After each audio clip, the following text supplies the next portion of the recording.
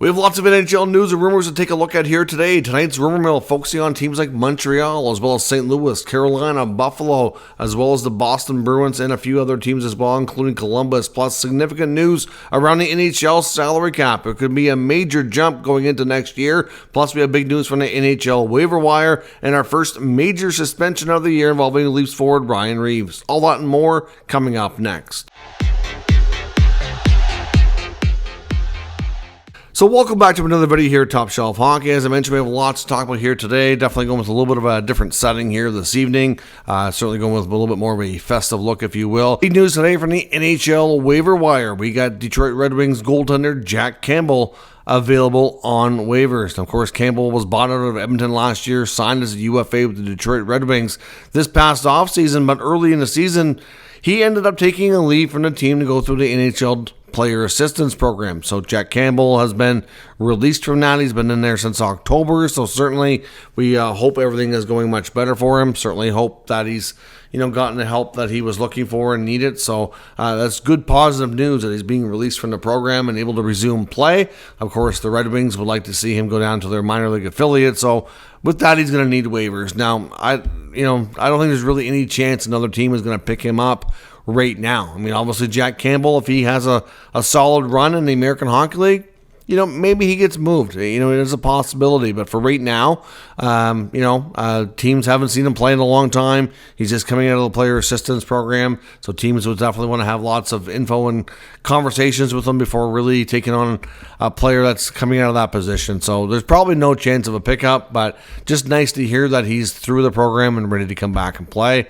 And we'll see how he does. Hopefully he can get his career back on track. Now, a couple of notes today from the Department of NHL Player Safety. Of course, the biggest one today being a major suspension for Leafs forward Ryan Reaves, who's given a 5-game ban from George Peros and the Player Safety Department. Of course, Reaves nailed Darnell Nurse in the Leafs versus Oilers game from Saturday night. Of course, Nurse coming around the net with the puck, does have his head down, starts to put his head up as he comes around the corner, and here comes the charging Ryan Reaves, and I don't mean charging in a penalty sense, but he's coming at him at a high speed.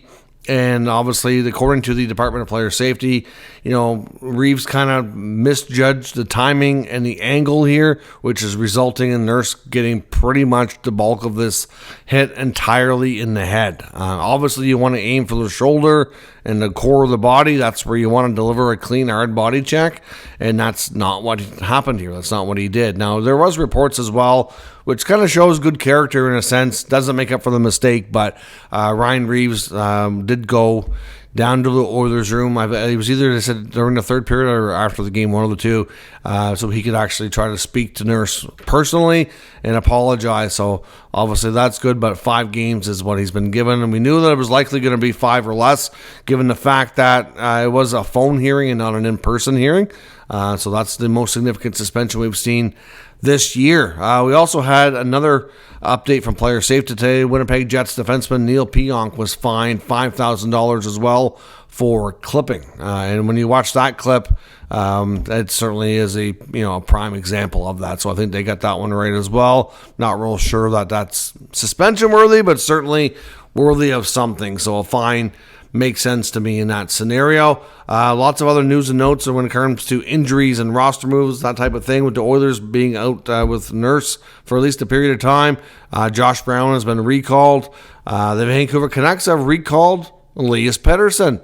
And you might be wondering why and how that is. In case you don't know, they have Elias Pettersson the second here, either the 2.0 or whatever you want to call him, but they do have 2 players by that name. Of course, their star centerman is Elias Pettersson. Then they have the prospect defenseman, Elias Pettersson, and he's been playing well in the American Hockey League, and they need a defenseman to come up, and he's getting the call. So for the short term, at least, they'll have 2 Elias Petterssons on their team. So I'm sure the commentators and play-by-play people will have fun with that one. That's because of the fact that Derek Forbort is going to be on injured reserve for a little while. So Pettersson will make his debut, and we'll see how that goes. The Anaheim Ducks have officially placed Mason McTavish on injured reserve. He has been out for a little while. Sometimes in day-to-day scenarios, they don't need to place him on IR, but they've gone ahead and done that. And they've recalled Sam Colangelo and Tyson Hines. In LA, they've also returned Jacob Mouvrer and Sammy Helenius back to the American Hockey League affiliate in the Ontario Reign. The Philadelphia Flyers sounds like they're going to be without Emile Andre for a period of time. They're still waiting for the evaluation process on the injury front to kind of take its course here, but reports out of Philadelphia indicate that the defenseman likely going to miss at least a little bit of time for sure. We don't know the exact timelines they're working with, though. And in Colorado, goaltender Alex Georgiev is going to be out for a little while as well. He's going to go on injured reserve. They have recalled Kevin Mandolese from the American Hockey League, as well as TJ Tynan as well. So the Avs are getting healthy. Got a good influx of forwards back the other night. Unfortunately, they did drop their first game with all those guys back against the Capitals. So hopefully they'll get things going here, and we'll see what happens between the pipes with Georgiev being out for a period of time. And in Toronto, there's still no Austin Matthews. Word is that he's going to be out for probably another week. And I think basically the fact that the Leafs are doing quite well without him. They're 5-1 since he's been out. He's missed 6 games so far. I believe the only game that they had lost was into the Senators. Otherwise, they've won all the other games, and right now they're playing extremely well. Let's beat Edmonton on Saturday night in overtime. So at this point, they want Matthews to make sure that he's good, healthy, and healed up. There's no need to panic. They don't feel stressed. They don't feel panicked. They don't feel anything. They're just happy that he's taking his time. We don't know the full extent of the injury or really the details. Austin Matthews is, according to reporters, incredibly private. He never want anything released to the public at all with what he's dealing with, and we don't really know. So whatever it is, we'll have to wait and see if we ever find out. But for now, he's just out getting healed up, and he's probably going to miss another week, so probably a few more games. But with their schedule and everything, I think they're quite happy just to let him take his time and see where it goes. Now, we've talked a bit about some coaches on the hot seat here lately with Jim Montgomery in Boston getting the bulk of that attention. But another guy that's going to be getting a lot of attention, and I do wonder if a move could come soon, is Detroit's Derek Lalonde. Obviously the Red Wings are not having the start to the year that they were hoping for. Clearly, they were hoping to take a step and compete for playoffs. So right now, they're behind the 8 ball. They're behind, other teams that are in the same boat, like Buffalo, like Ottawa. And it just doesn't look good. They're 7-9-1 on the season, and at this point, they're 3-6-1 in their last 10.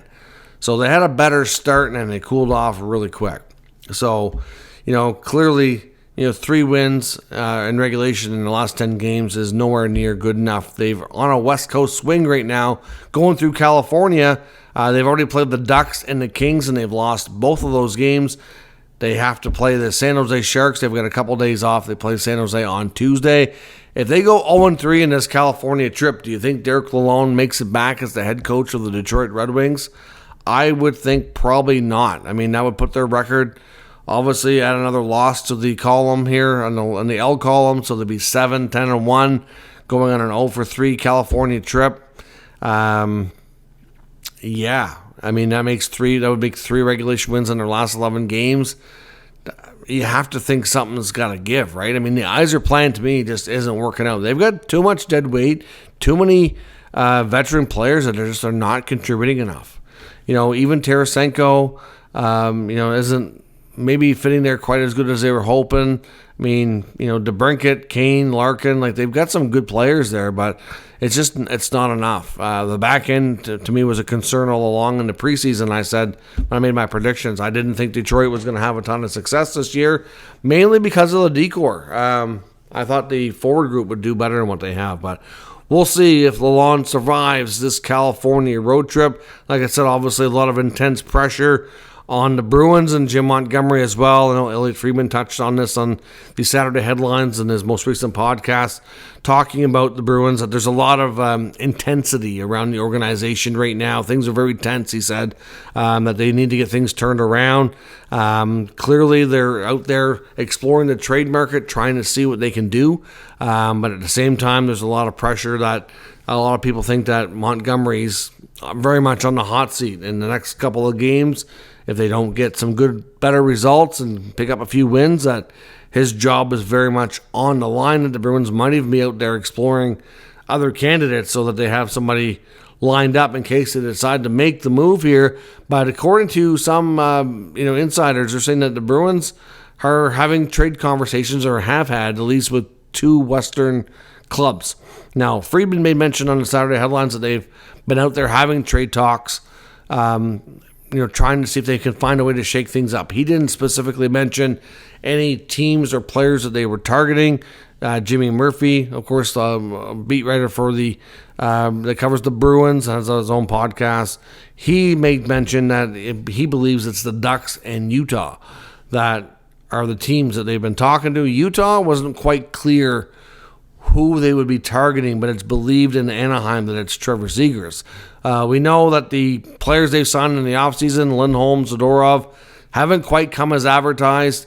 I know a lot of people are suggesting that maybe as much as Lindholm was a prototypical player that was programmed similarly to Patrice Bergeron, that because of the stage of his career, and if you look at his stats and watch him in the last 2-3 years, a lot of people feel that he has been on a fairly sharp decline, and that signing him to a long-term deal now might not have been the greatest idea. It's not that his hockey IQ and the smarts and the skill is not there, but like I said, Father Time does go undefeated. Now, not like Father Time is really, wrapping his arms around Lindholm here. It's not like he's an old man by any means. He's not.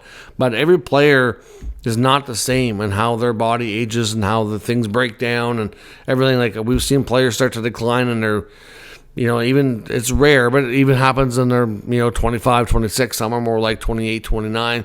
Sometimes they age like fine wine and go, look at Crosby, look at Ovechkin, even look at Patrick Kane. Like, these guys are, well into their late 30s, and they're still playing extremely well. Like, there's no rhyme or reason to suggest when it's going to happen to everybody. But clearly Lindholm is just not coming as advertised so far. So the Bruins have a lot of issues and a variety of things that they're trying to address. Like we talked yesterday about, would they actually trade Jeremy Swayman? Like, it's the fact that it's actually come up on some of the local media and podcasts talking about that possibility. I mean, I really don't think and can't imagine they'd want to. Like, they'd be screwed goaltending. They already moved Allmark and moved Swayman too. It just would be insane. But he was one of the few core players that doesn't have a lot of trade protection for the next year or two. So it would be easier to pull off, because you would think there'd be lots of teams out there that would want a stud goaltender like Jeremy Swayman. So we'll see what happens. Of course, like I said, it could be a coaching change, which we've been monitoring here for days. The Bruins have been apparently talking to the Ducks and to Utah, so we'll see where things go. But I would suspect change of some sort coming soon. The big news we got as well regarding the NHL salary cap came on Saturday. Headlines from Elliotte Friedman talking about the fact that we might see a significant jump coming up for next season. Of course, the way it's worded in the CBA and the agreement the PA has with the NHL is we get a 5% increase per season. Of course, that's the agreement that came during the COVID times. Of course, going forward as the new CBAs and not far off the mark, I would suspect we'll have probably a different formula and whatnot and how to manipulate that and increase it moving forward. But for right now, 5% would take us up around $92.5 million. Obviously, it's at $88 million currently. So, it's a good jump, right? But at the same time, Friedman was talking about how revenues are so much higher than expected that we could see a jump to take that up even more. We could see an increase of upwards of $9 million potentially, somewhere between 7 and 9 instead of the 5% mark. I mean, obviously going from 88 to 92, you're looking at, barely $5 million increase, whereas, we might see 7 to 9. So that's pretty significant, opening up a lot of extra money within the cap world, which obviously, anybody who's a free agent this year would do better. Teams would have more ability to handle contracts they're not so favorable with. We could probably see more player movement. It just overall could be a great thing. And obviously, as Elliotte was kind of cautious to make sure everybody understands here that there's no guarantees here just yet. It's still early.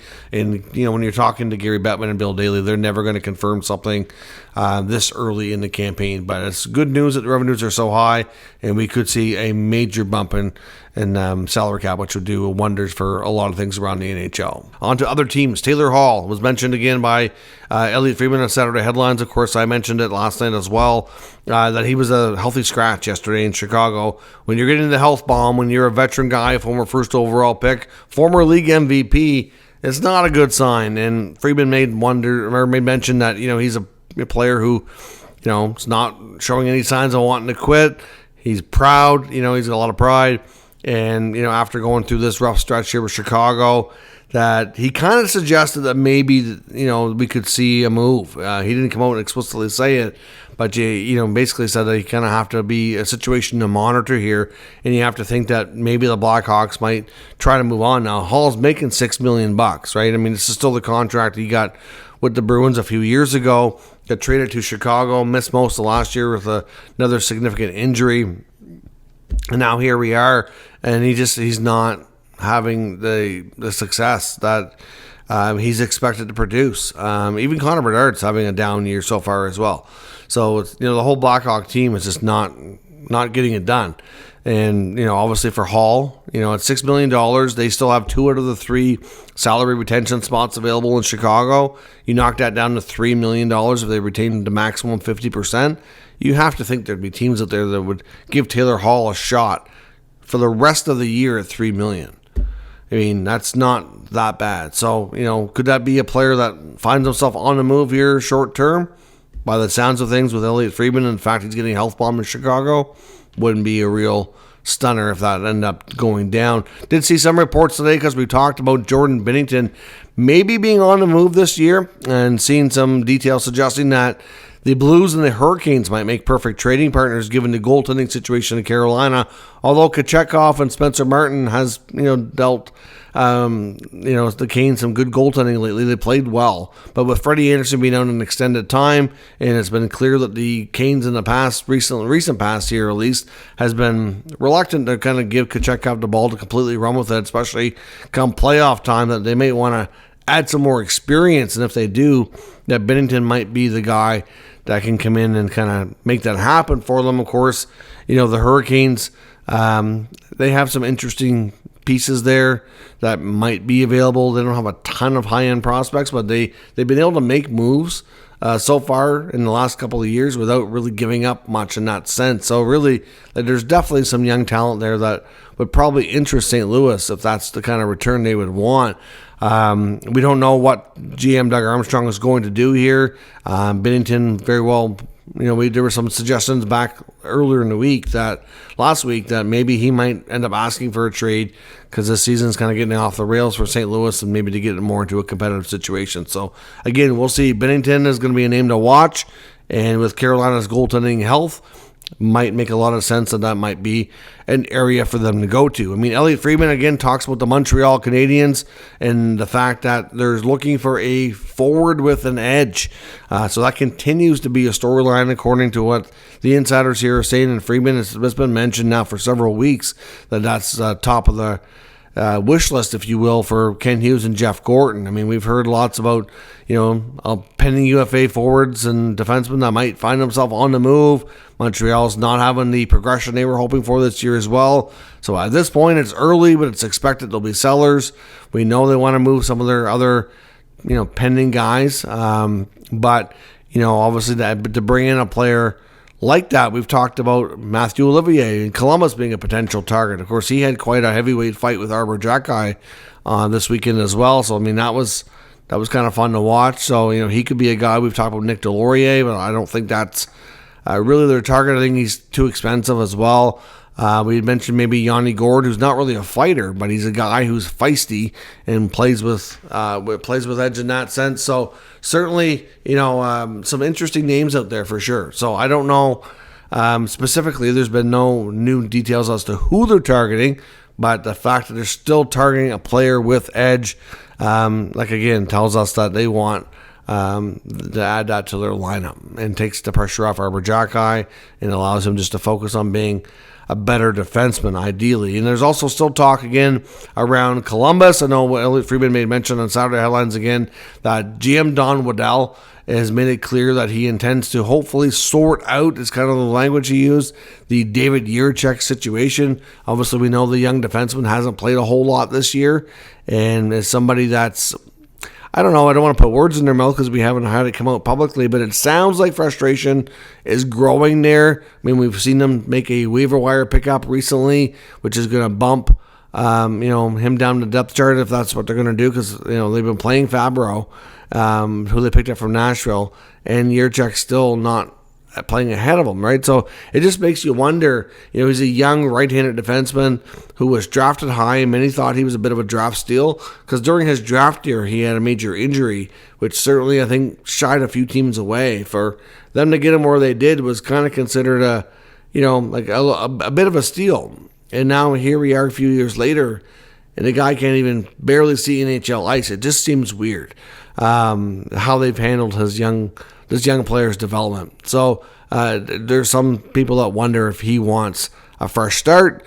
We had mentioned about our trade between Columbus and Montreal not long ago. There was some speculation that maybe a player like Kirby Dach for David Jiricek might be something we could see, because as much as the Habs have been linked to a forward with edge, there's been lots of other reports recently that they're still very much analyzing their blue line with all the young D that they have, and many of which have had their up and down moments this year. They don't want to have all these young D have to face all this pressure, and that, maybe bringing in another guy who can play ahead of them might not be the worst thing. And as much as Jiricek's also a young D, he's a right-handed guy, but he is, I guess this with a high draft pedigree, maybe considered more NHL ready than some of the guys they have, and maybe can just help make that decor a little bit deeper. And, we'll see what happens. It could be a draft steal, go to Montreal, who they, wouldn't have had a chance to draft that year. But with Kirby Dach not putting up a ton of points, I know they're probably reluctant to bail on Dach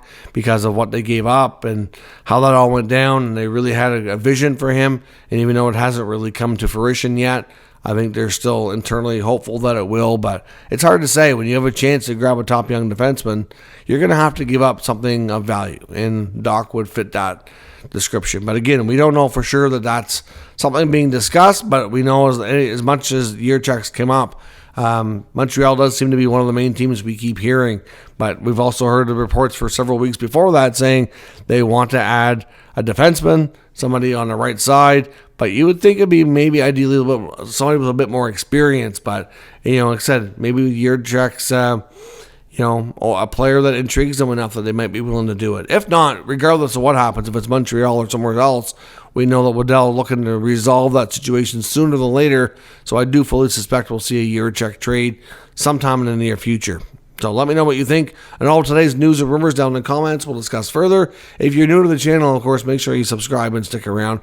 We'll keep you up to date with all the news, rumors, and analysis of all 32 NHL teams. Thanks for watching. I'll catch you next time.